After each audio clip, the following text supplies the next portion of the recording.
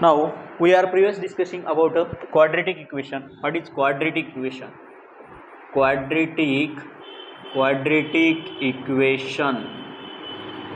Quadratic equation. It is the equation of second degree. Equation of क्या है? Equation of second degree. Second degree जे बी equation असतं त्या इक्वेशनला आपण काय म्हणतो बाळांनो? क्वाड्रेटिक इक्वेशन म्हणतो. स्टँडर्ड इक्वेशन काय? स्टँडर्ड इक्वेशन दिलं होतं मी क्वाड्रेटिक इक्वेशनचं, ते होतं ax² plus bx plus c is equal to 0. A काय म्हणलं होतं मी? ए जो आहे, ए कोण आहे? A is the coefficient of कोणाचा? Coefficient of x².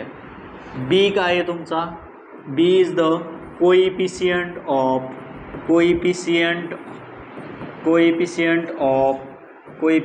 Of x. C is the constant. C काय? कॉन्स्टंट आहे. काय बाळांनो? सी काय? कॉन्स्टंट. आणि दुसरी गोष्ट लास्टला येतं तुमचं एक्स आहे. एक्स काय? व्हॅरिएबल आहे. Variable which value we have to measure. आपल्याला ज्याची व्हॅल्यू कॅल्क्युलेट करायची तो व्हॅरिएबल म्हणजे कोण आहे बाळांनो? एक्स आहे. ठीक आहे. एक्सला आपण दुसऱ्या भाषेमध्ये काय म्हणलो होतो? Roots of the equation. काय म्हणलो होतो? Roots of the equation. आणि हे जे रूट्स काढायचे, तर जर आपल्याला रूट्स काढायचे असतील तर रूट्स काढण्यासाठी काय करतो? Negative of b is equal to negative of b plus minus under root of b square minus 4 times of a c upon 2 times of a. हे काय आहे तुमचं? हे रूट्स काढण्याचं एक इक्वेशन आहे. जर ह्याच्यानंतर हे म्हणलं होतं की नोटमध्ये सांगितलं होतं मी की 2 इक्वेशन आहेत. एक एका इक्वेशन अल्फा आहे, दुसरं इक्वेशन अल्फा आहे. त्या 2 इक्वेशनचं जर मी सम केलं alpha plus beta is equal to काय येतं? Negative of b by A.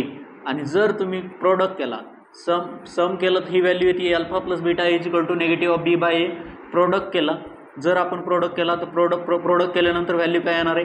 Alpha into beta is equal to c by a. यहाँ तक हमने आपण इथपर्यंत काय केलं होतं? प्रिव्हियस लेक्चरमध्ये कम्प्लिटली डिस्कस केलं होतं. काय डिस्कस केलं होतं? आपण मॅथमॅटिकल फिजिक्स बघत होतो. मॅथमॅटिकल फिजिक्स ही काय? मॅथमॅटिकल फिजिक्स ही एक सायन्समधील फिजिक्सची एक मॅथमॅटिक्स म्हणजे एक फिजिक्सची एक लँग्वेज आहे. ती लँग्वेज जर आपल्याला मॅथमॅटिक्स, त्या लँग्वेजमुळं काय होतं? त्या लँग्वेजमुळं आपल्याला काय कळायला? अंडरस्टँड करण्यासाठी ठीक आहे. अंडरस्टँड करण्यासाठी परत तुम्हाला काय करायचं आहे? अंडरस्टँड करायचं. एखादा टॉपिक डिस्क्राईब करायचा, एखादा लॉ आपल्याला प्रिन्सिपल समजून घ्यायचा आहे. ह्या सगळ्या गोष्टी समजून घेण्यासाठी आपल्याला मॅथमॅटिकल फिजिक्सचं नॉलेज असणं गरजेचं आहे. आणि जे बेसिक्स फिजिक्स जर तुमचं हे मॅथमॅटिकल फिजिक्स जर तुम्ही समजू शकलात तर फिजिक्स समजायला तुम्हाला अवघड जात नाही नंतर. ठीक आहे, इझी आहे.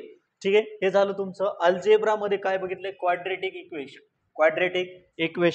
आता क्वाड्रेटिक इक्वेशनच्या नंतर मला काय बघायचंय? आता क्वाड्रेटिक इक्वेशनच्या नंतर मला बघायचंय सेकंड बायनॉमियल इक्वेशन. काय बघायचंय मला?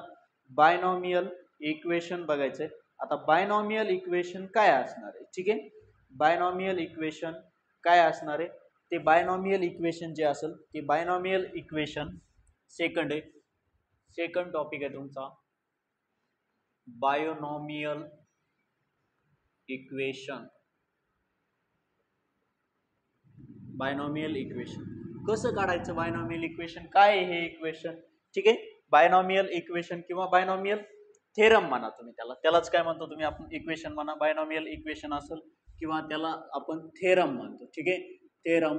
आता थेरम जो समजून घ्यायचा आपल्याला, बायनॉमियल थेरम जो समजून घ्यायचा ना आपल्याला, तर तो काय असतो की बघा, बायनॉमियल थेरम समजून घेण्यासाठी पहिली गोष्ट बघा, इफ एनी नंबर ऑफ आता कन्सिडर करा की n आहे. इफ कन्सिडर करा if n is the any number, मग तो नंबर जो असणार आहे तो पॉझिटिव्ह असू शकतो. काय? पॉझिटिव्ह असू शकतो. ठीक आहे. तो नंबर काय असू शकतो, नेगेटिव्ह पण असू शकतो, नेगेटिव्ह पण असू शकतो. ठीक आहे. अँड नेगेटिव्ह पण असू शकतो. अँड तो एखादा जो नंबर आहे तो फ्रॅक्शनमध्ये पण असू शकतो, फ्रॅक्शनमध्ये पण असू शकतो. N is the any number, कुठलाही नंबर कन्सिडर करून जो नंबर कसा आहे, जो नंबर कसा आहे बेटा, जो नंबर येतो तुम्हाला पॉझिटिव्ह असेल, नेगेटिव्ह असेल किंवा फ्रॅक्शनमध्ये असेल, त्याला तुम्ही काय म्हणणार होतं इथं, त्याला आता बघा एनची व्हॅल्यू आहे. ठीक आहे. नंबर आता x is any real number, ह्याच्यामध्ये आता बघा हे झालं n. And x is the any real number, real number.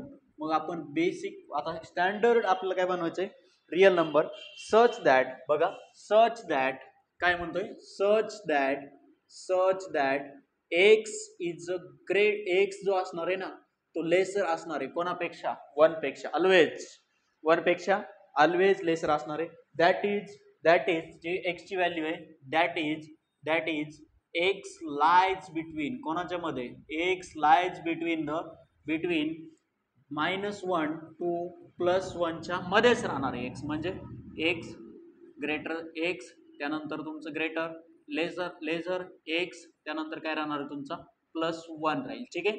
याच्या मध्येच राहणार आहे तुमची कोणाची व्हॅल्यू राहणार आहे, मध्ये मिडलला एक्सची व्हॅल्यू मध्येच असणार आहे. बरं ठीक आहे. आता मला काय करायचंय, आता एक binomial, according to binomial theorem बघा, according to binomial theorem, according to binomial theorem, sorry,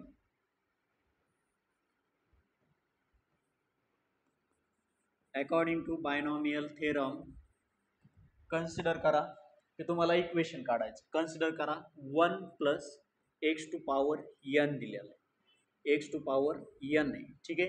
हे आपल्याला ब्रॅकेट सॉल्व्ह करायचं. आता बायनॉमियल इक्वेशननी मला सॉल्व्ह करायचं, बायनॉमियल इक्वेशननी सॉल्व्ह करायचं असतं तर मी काय करणार आहे, 1 + nx हे पहिलं ब्रॅकेट सॉल्व्ह केलं. ठीक आहे. पहिलं ब्रॅकेट सॉल्व्ह केलं, परत काय येणार आहे, n-1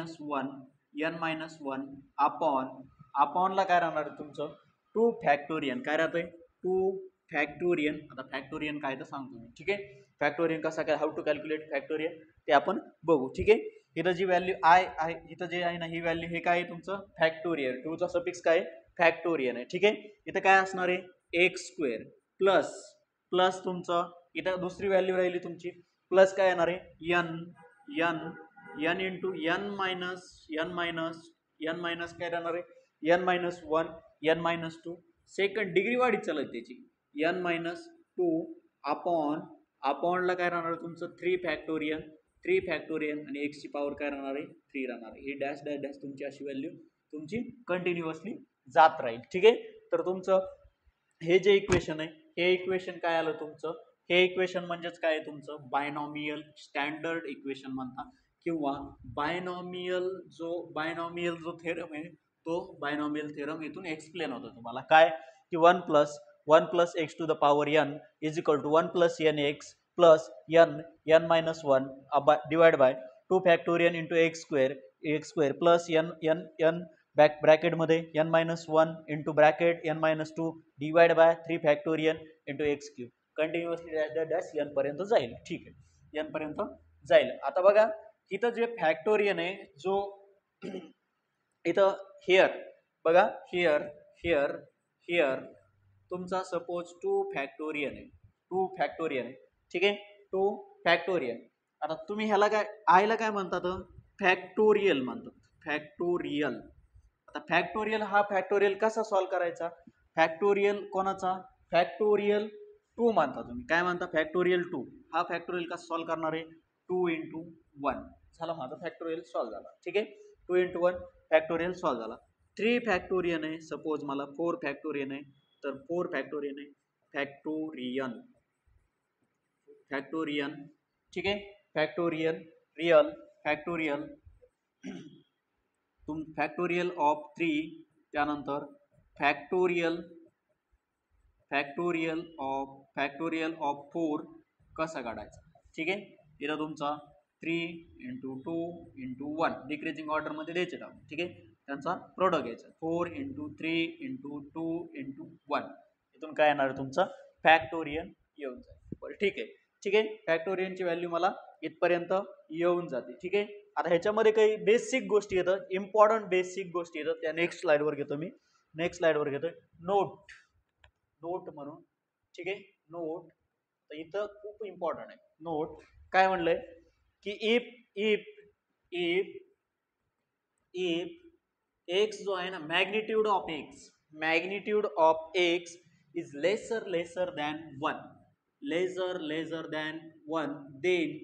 देन काय करायचं तुम्हाला, then only the first two terms are significant. Then the only first two terms are significant. ठीक आहे, first two terms are significant. But significant term किती घ्यायच्यात मला, 2च घ्यायच्यात. इट इज सो बिकॉज, कशामुळं, it is so because the value of second the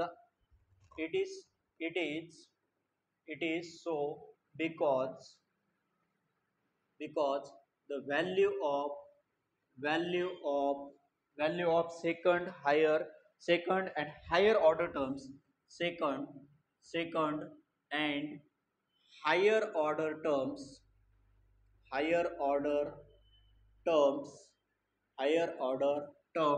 कुठे जातात ह्या higher order terms being very small,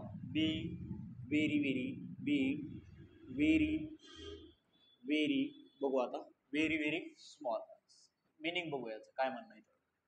being very small म्हणजे तुम्हाला काय करायचंय, second term, third term, fourth term ह्या काय होतात सगळ्या खूप लांब जातात. इथं सांगितलं तुम्हाला बायनॉमियल थेरम, ह्या बायनॉमियल थेरम मध्ये फर्स्ट, सेकंड, थर्ड हे खूप लांबच चाललेलं आहे. एवढ्या सगळ्या घ्यायचे का नाही.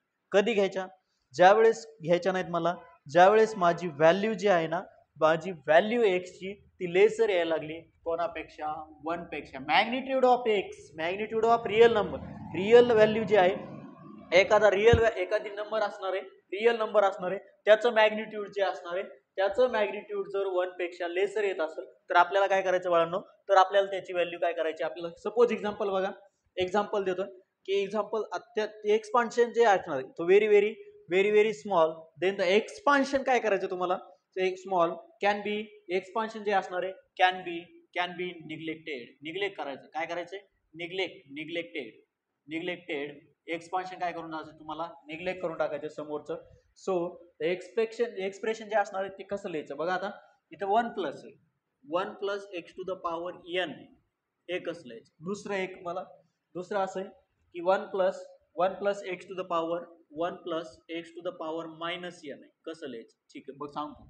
ठीक आहे, 1 minus x to the power n is equal to 1 minus x to the power minus n is equal to. इथं काय करणार आहे तुम्ही, बायनॉमियल थेरम अप्लाय करणार आहे. काय करणार आहे, बायनॉमियल थेरम अप्लाय करणार आहे. कसा करणार होतं, इथं व्हॅल्यू काय येणार आहे 1 प्लस n इंटू एक्स. ठीक आहे, 1 प्लस n इंटू एक्स. इथं काय येणार आहे 1, ही मायनस व्हॅल्यू इथं आली, काय येणार आहे मायनस साइन होणार आहे 1 मायनस n इंटू एक्स. इथं व्हॅल्यू इथं ऑलरेडी मायनस आहे 1 मायनस n इंटू एक्स. त्यानंतर ही व्हॅल्यू जी येणार आहे मायनस, हीच ऑलरेडी साइन मायनस आहे, हा साइन मायनस आहे, मायनस काय होणार आहे 1 प्लस n इंटू एक्स. ह्या तुमच्या एक्सपान्शन येईल, बायनॉमियल एक्सपान्शन म्हणा किंवा बायनॉमियल थेरम नुसार ह्या व्हॅल्यू इथं येऊन जाते. ठीक आहे, तो आपल्याला ठीक आहे.